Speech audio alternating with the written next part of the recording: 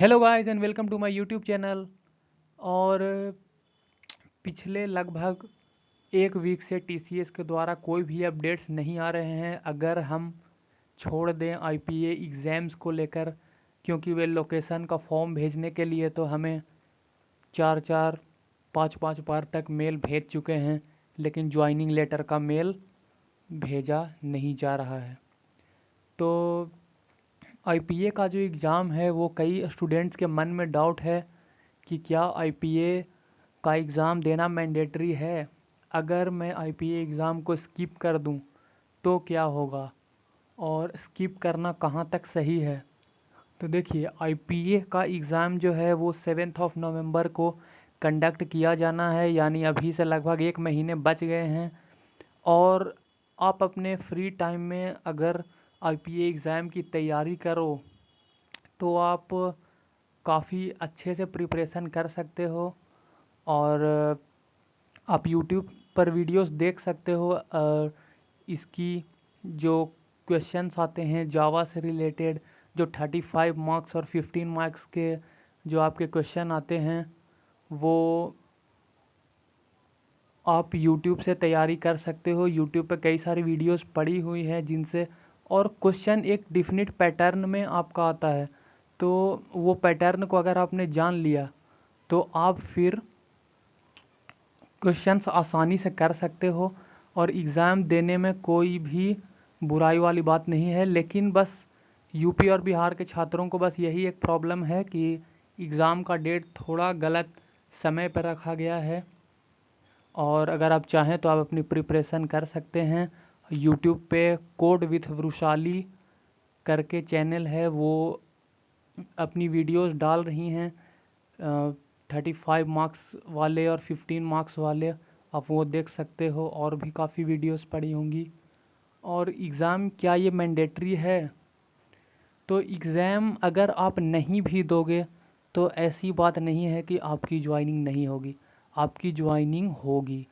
लेकिन ये हो सकता है, ये प्रोबेबिलिटी है, ये कहाँ तक सच है या नहीं है ये मुझे नहीं पता, लेकिन ऐसा हो सकता है कि आप एग्ज़ाम ना दो तो शायद आपको ज्वाइनिंग में और भी ज़्यादा डिले देखने को मिल सकती है। ये प्रोबेबल है कि शायद ऐसा हो सकता है। और अगर ऐसा ना भी हो, मान लिया जाए आपने एग्ज़ाम नहीं दिया और आपकी ज्वाइनिंग लेट हो रही है, लेट पर लेट हो रही है, तो आपके मन में भी यह डाउट बनना स्टार्ट हो जाएगा कि मैंने एग्ज़ाम नहीं दिया था, शायद इसीलिए मेरी ज्वाइनिंग नहीं आ रही है। तो आपको एग्ज़ाम दे देना चाहिए ताकि आप सेल्फ डाउट से बच सकें। और एग्ज़ाम बहुत ज़्यादा डिफ़िकल्ट नहीं होता है। और अगर आप ना भी दें तो आपकी ज्वाइनिंग आपको रुकने वाली नहीं है, लेकिन हो सकता है, अभी तक तो किसी को नहीं दिया गया है, लेकिन हो सकता है कि बोनस भी मिले। अगर टीसीएस का मन हो तो वो बोनस भी दे सकते हैं। 55 प्लस मार्क्स वालों को 40,000 का इंसेंटिव दिया जाता है, और 80 प्लस मार्क्स वालों को 60,000 का इंसेंटिव दिया जाता है, जो कि एक बड़ा अमाउंट हो जाता है। तो आपको एग्ज़ाम में ज़रूर अपीयर होना चाहिए। अगर संभव आपके लिए है तो ज़रूर ही आपको कोशिश करनी चाहिए अपीयर होने के लिए। और क्या टीसीएस के एग्ज़ाम, टीसीएस की ज्वाइनिंग के लिए वेट करना क्या वर्थ इट है, या फिर आपके पास दूसरी ज्वाइनिंग है तो आप उसे ज्वाइन कर सकते हो। तो मैं जहाँ तक आपको सजेस्ट करूँगा कि अगर आपके दूसरी जगह ज्वाइनिंग है और उसकी पैकेज टीसीएस में मान लिया जाए कि आपका निंजा रोल है, और दूसरे जगह आपको 4 LPA की जॉब है, तो ऑब्वियसली आप दूसरी कंपनी ज्वाइन करोगे ही करोगे। टीसीएस में मान लिया जाए कि आपका डिजिटल रोल है 7 LPA, और दूसरे जगह आपको 4 या 4.5 LPA दिया जा रहा है, तो हो सकता है कि आप ज्वाइन करने से पीछे हटें। और ये सही भी है कि अगर आप 2-3 महीने 4 महीने वेट कर लेते हो, फिर टीसीएस की ज्वाइनिंग आ जाती है, तो आप वो पैसे उतने दिन में ही मेंटेन कर लोगे जितना आप 4 LPA में कमाओगे। तो आपको वेट करना ही वर्थ इट होगा। लेकिन अगर आपको पैसों की प्रॉब्लम है, आपके घर की स्थिति अच्छी नहीं है, आप दिन ब दिन आप अपने घर की स्थिति देखकर परेशान हो रहे हो, तो आप फिर 4 LPA वाला ज्वाइनिंग आपको ले लेना चाहिए। लेकिन अगर आपका फैमिली सक्षम है कि 4-6 महीने आप वेट कर सको, तो आपको ज़रूर वेट करना चाहिए। लेकिन अगर आपका पैकेज मान लिया जाए कि TCS में डिजिटल है और एक और पैकेज आपका 6 to 6.5 LPA का है, तो आपको ऑब्वियसली 6.5 LPA ले लेना चाहिए, 6 LPA ले लेना चाहिए। 2000-5000 के लिए आपको सोचना बिल्कुल भी नहीं है। आपको इंस्टेंट ज्वाइनिंग जो दे रही है उसके पास आप आँख मूंद कर चले जाओ, इसमें कोई भी सोचने वाली बात नहीं है। और आज भी थर्सडे है।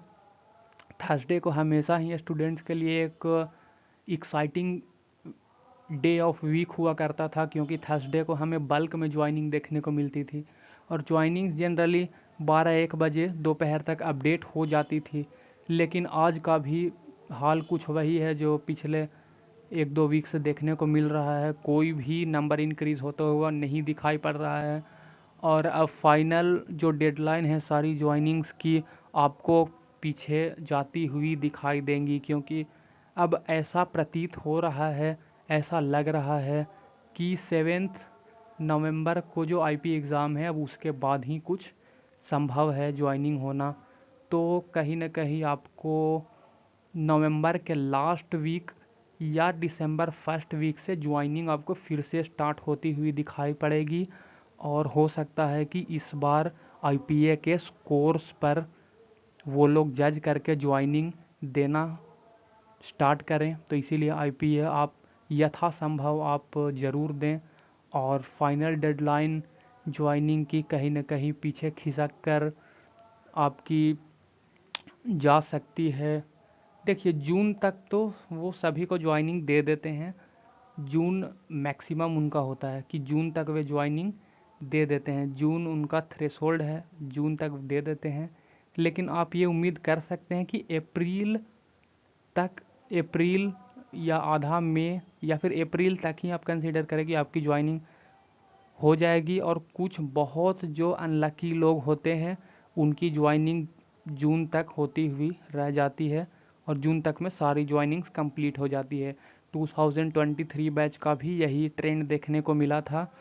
तो आपको कहीं ना कहीं होली तक इंतज़ार आपको करना पड़ सकता है और अप्रैल में आपको अपनी ज्वाइनिंग देखने को मिल सकती है।